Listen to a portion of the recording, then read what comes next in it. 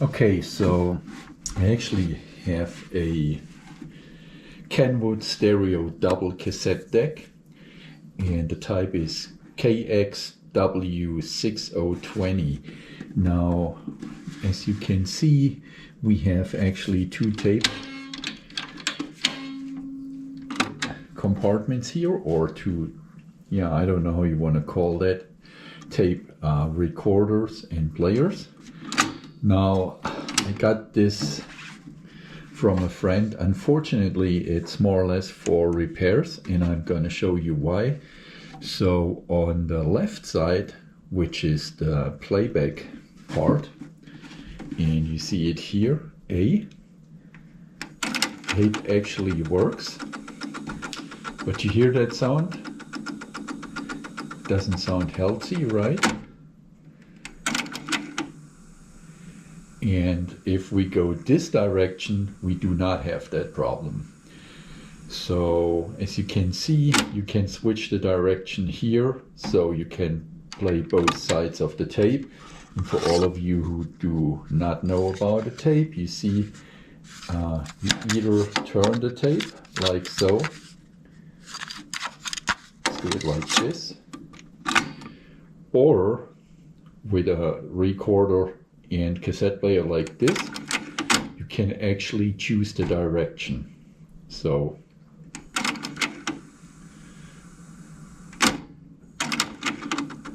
you hear this, and now it's actually getting more severe, and we are switching to tape deck B, and nothing will happen here, unfortunately. So you see it tries to start and then it stops. Same story here. It's not working.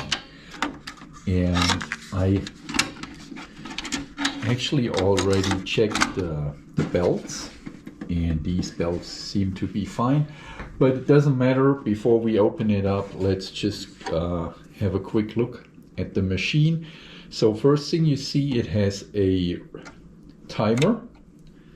You can set a timer here. I did not honestly find a clock here, so I guess the timer, it's maybe triggered from somewhere else.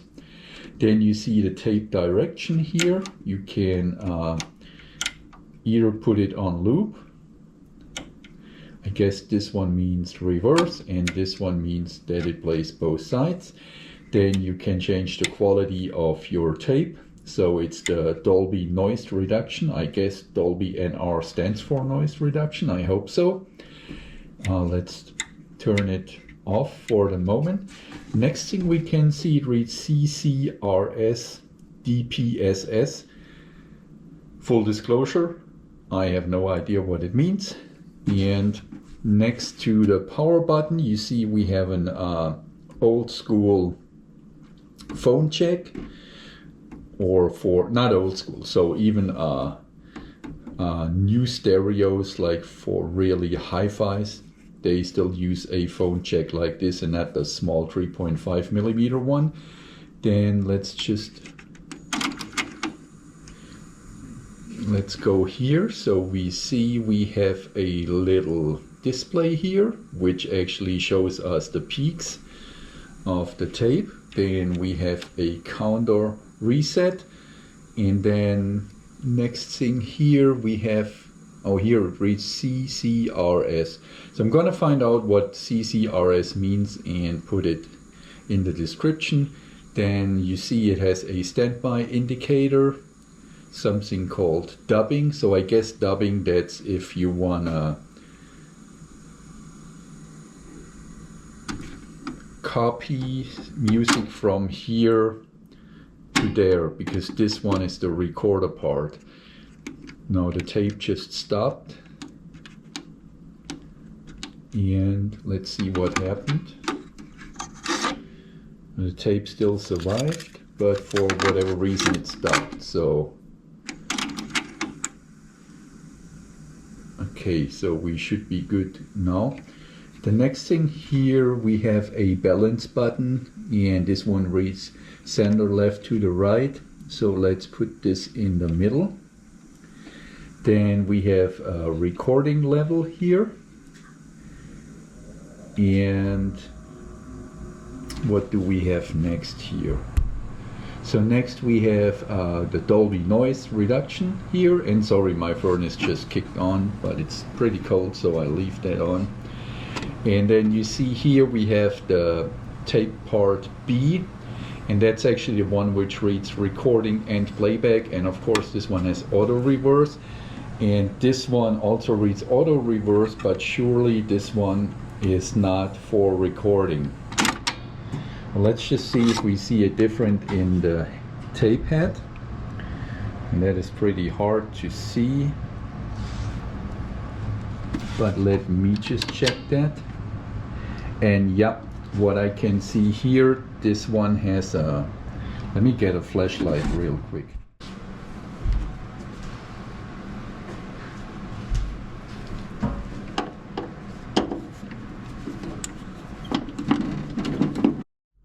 Okay, so I've taken off the screws. Now let's see if we can look inside.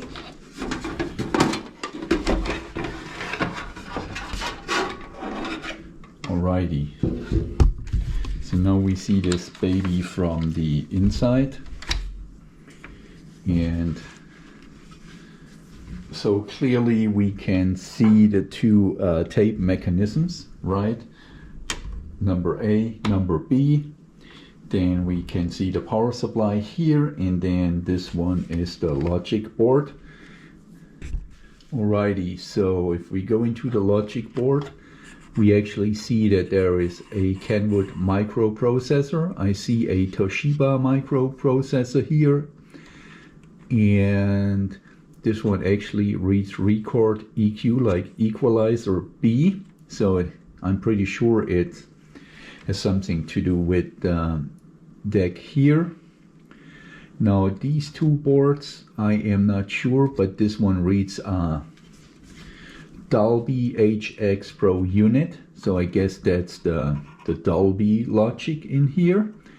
And this one here reads actually Dolby B-BC.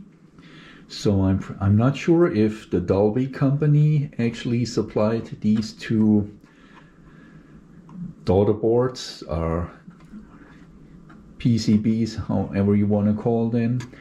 And what we also see, it's pretty good labeled. Now we see the two tape mechanisms here. Now I plugged it in again, so it's working. And what I want to see what happens actually if we put a tape in here, if we can actually see something in the mechanism working here. Let's just push a button, and so we see that we see nothing, but you can see that we have the, you see this, it starts spinning and then it stops. But as you can see, the belts look pretty okay. You know, let's switch to drive A, and let's just see what happens if we push play here. Of course, nothing. Why? Because we don't have a tape in there. My bad. Oh, and you see what? It just ate the tape. That is unfortunate and no good.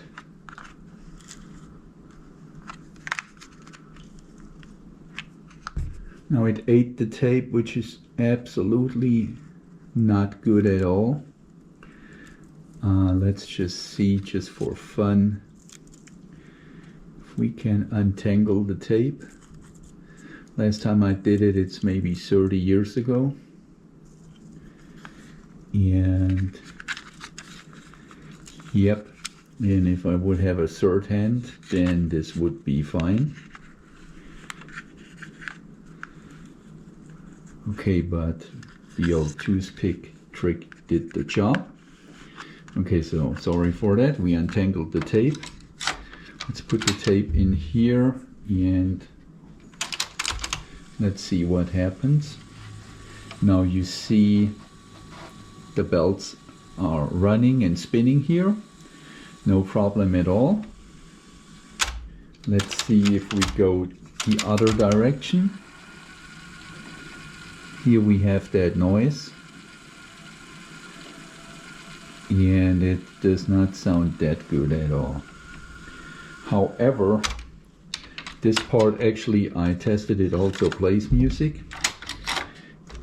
And this one is the concerning part here, which just doesn't play. So you see it starts and then it stops. Astonishingly, now it works longer than before.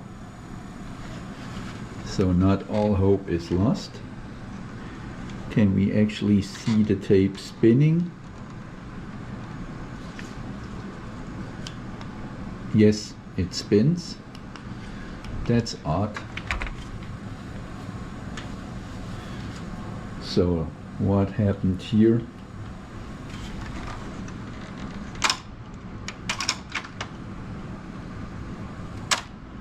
Ah, you see, this direction it stops. And now we have the same issue. And it's also not really happy when we want to do fast forward, although this works now. So I hope somebody has some tips what to do. And you see it stopped now. Maybe the tape is all... the tape is done, so we are good here.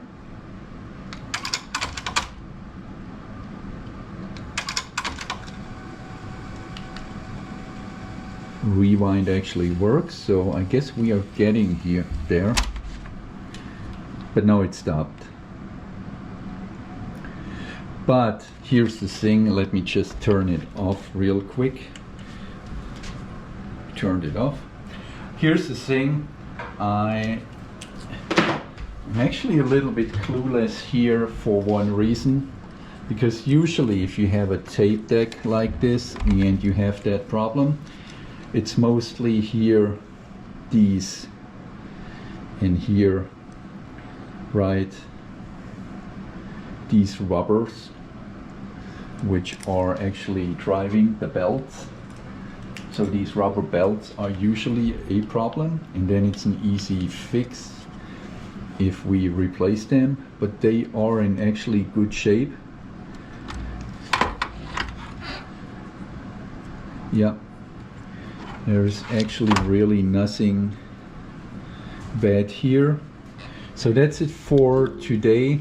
I'm gonna try to fix that problem because I kind of like that thing here. And yeah, if you're interested, just stay tuned how we are trying to fix the Kenwood stereo double cassette deck KX-W6020. And it's a pretty nice tape deck, vintage, and I'll try to find out in the description when this one was built. And yeah, that's all for just for fun. Before we end this video, you hear that noise already, right? So I actually have this nice tape here, so it's a tape cleaner, and of course it doesn't make any sense in the remedy of the problem we have here, but I thought I'm going to show it to you anyways. And basically what it does, it spins inside like crazy, and then you see these brushes are cleaning it.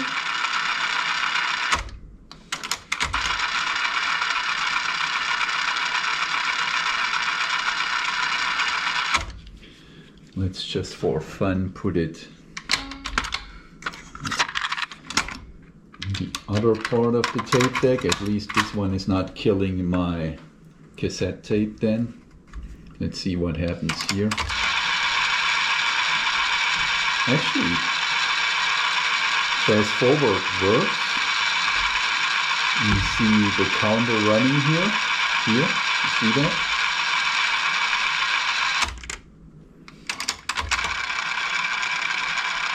So again, just realize one thing.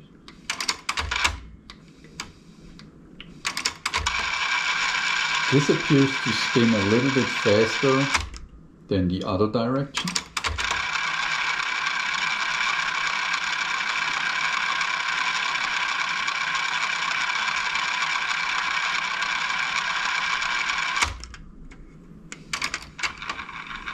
So what happens if we press play?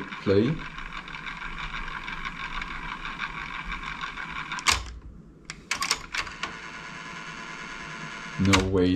That is strange, because you see now, if we fast forward this direction, it actually works. But if we press play, sorry, it's not working. Pretty odd. Anyways, that's it for today's video, and thanks for watching.